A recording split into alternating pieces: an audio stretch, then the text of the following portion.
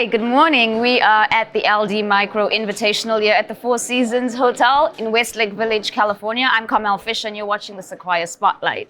With me, I have CEO of Recruiter.com, Mr. Evan Sohn. Welcome. Thank you so much, Carmel, for having me here. Of course. It's great to be back in California. Great to be back at LD Micro. Absolutely. What a wonderful conference so far. Let's get right off and tell us all what Recruiter.com is all about. Nice question, right? So Recruiter.com, we're a platform, an on-demand platform for talent acquisition. So we help companies, large and small, Fortune 100s to startup companies and everything in between, find talent through a very innovative marketplace platform for on-demand recruiters and recruiting technology. It's a big word. Wonderful. No, I think it's really exciting a space to be in. Where about are you doing your reach right now? Is it national only, or are you kind of going global? So what's really interesting and what we're really seeing happen in the world today is work from anywhere, which is sort of the construct that was created and fueled by the pandemic, which says that Carmel and Evan can work wherever we want in the U.S., is really morphing into hire from anywhere. So we're getting more companies now that say, hey, look, we want to build an office in Bogota, Colombia. It's a Chinese company looking to hire people in America. So we're really seeing lots of companies in the U.S. looking to hire outside the U.S., different areas in the U.S., et cetera. So it's really fascinating. We're fortunate. We're not a domestic or just a U.S. company. We have over 40,000 recruiters on our platform, over 18,000 outside the U.S. So we're running programs now with recruiters in Latin America, Singapore, Europe, and really throughout with companies really across the board. Wonderful. It sounds like an expansive project. Tell me more about the trends that you're noticing in the industry. Sure. So I think that, one of the things we talked about last October was really the changing world of work. And we really introduced the job hopper economy. And what this really means is that maybe our grandparents had jobs for a lifetime, right? You took a job, you'd be there for 25 years. Right. Jobs are far now more mobile. You could work anywhere, you could work for anyone. So we're seeing much more movement going on in the overall talent industry, which is why we have such a problem now hiring people, because people are leaving faster, it's just faster than ever before. And that's really why the demand for recruiters has really skyrocketed over the last 6 months.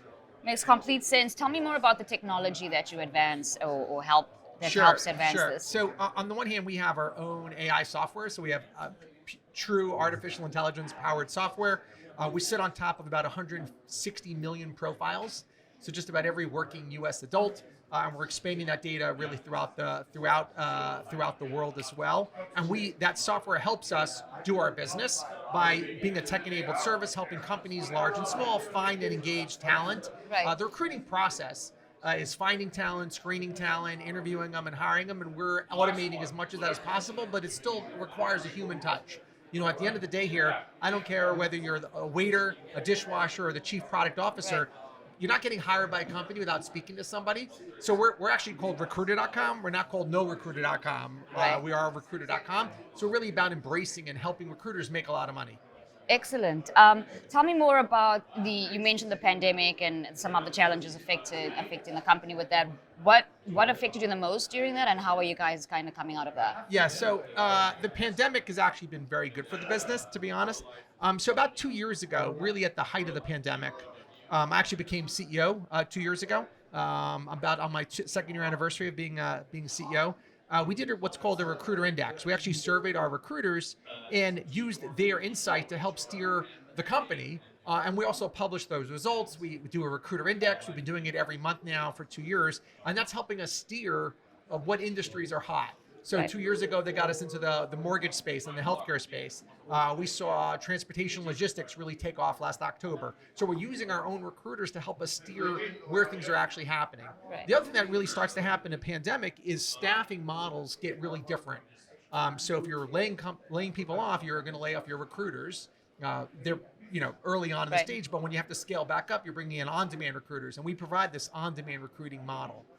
Excellent. So you're touching on people. It's all about the people. Tell us about your management team and the board of directors. I could not be happier. We're at 70 people in the company, 70 team members. Got a great, the co-founder of the company. I'm not the co-founder. One of the co-founders is actually here walking around. Miles Jennings, Ashley Sadul, our chief web officer, Josh McBride, our head of sales, Zwan Smith, our CTO, Judy Crandall, our CFO, Angela Copeland, our head of marketing. Just a phenomenal team. Our board of directors, really just a phenomenal board of directors. Cannot be happier. Right. Everything from the former CTO for IBM's AI group, Steve Pepperton, who is the chief people officer or HR officer for WorkHuman, which is a privately held unicorn. Just a phenomenal board of directors. It could not be happier. Excellent. So tell us more about Evan Sohn. Where did you start? Why this space? And what excites you? So I'm a tech guy. A platform tech guy. I always joke around. I know the least about recruiting in the company. So I started my first company 1989. I'm a little old in mobile computing. Right out of NYU Business School. Grew that company over a decade. Got acquired by Dun & Bradstreet. Was there for a little while. Got pulled out by a venture capital company. Come join a security company. Was there for a little while. Eventually got acquired by what became Symantec. Then I was in the payment industry for about a decade. So I've done this a few times, and I got involved with Recruiter.com a little over 3 years ago, and really excited because the actual brand name itself, Recruiter.com, the founders of the company really just had the foresight not just to mortgage their home to get the URL, but to really build this incredible media brand. Recruiter.com is a digital media platform. Right. 3.5 million social media touch points, 48,000 Twitter followers, 4 of the 10 largest LinkedIn groups. And our goal when I got involved was to basically say, gee, how do we make this audience of recruiters and HR professionals? They should not be the audience. They should be the product. How do we crowdsource talent acquisition? And that's really what we've been doing. And it's been an incredible and exciting journey for us.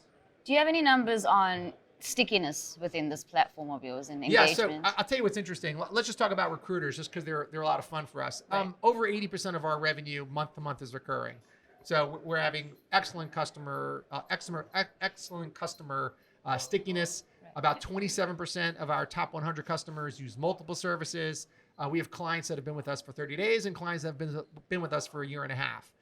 So that's really, really excited. But we actually have incredible retention among our recruiters.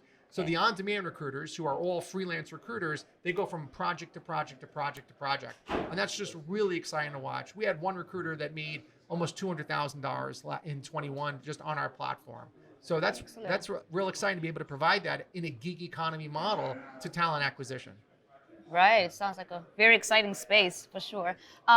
So you touched on a bit of the revenue generation there. Can you give us a bit more guidance on the bottom line performance? Just Sure. Whatever you presented to the audience.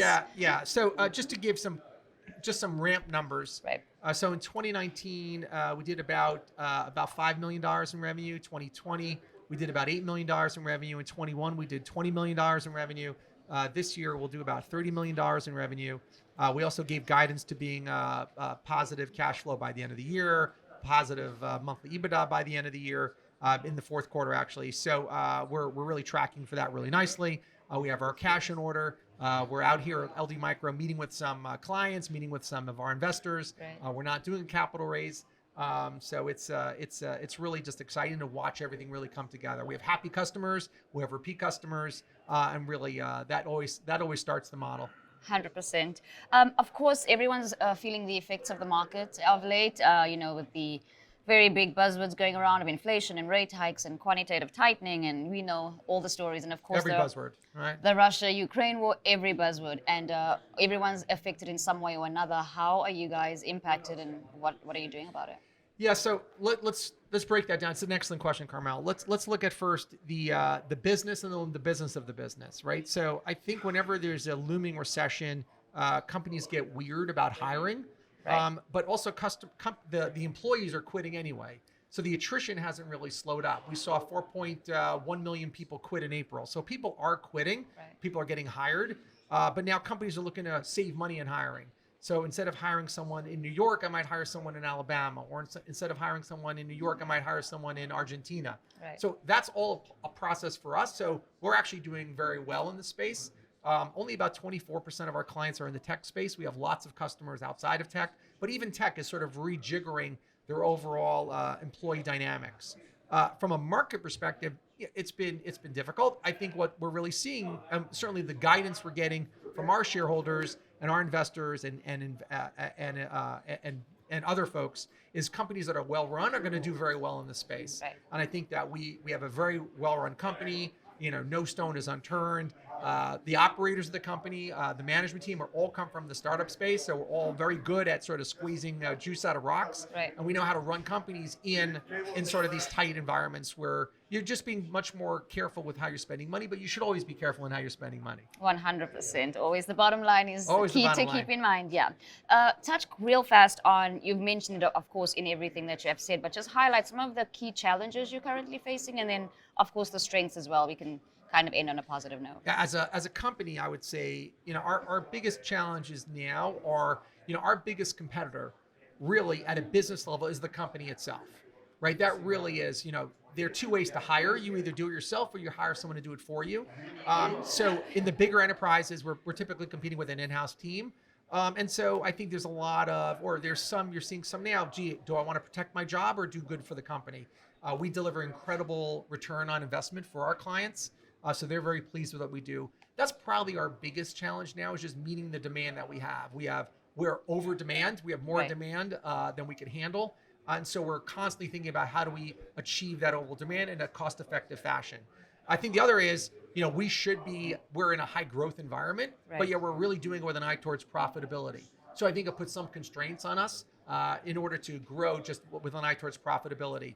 I think the biggest challenge now as a public company is just in dealing with this overall market conditions. Right. We're not the only ones that would say we're the most undervalued company on NASDAQ, but we are a NASDAQ listed company. We're about to hit our 1-year anniversary on NASDAQ.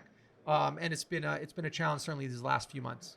I bet. Yeah, for you and you and everybody else. Right. But like anything else, wealth is built in a down market. That's when wealth is really built. And we welcome the opportunity to tell our story to more shareholders that are here and investors that are here at LD Micro, and just learning more about being able to tell our story to more and more people.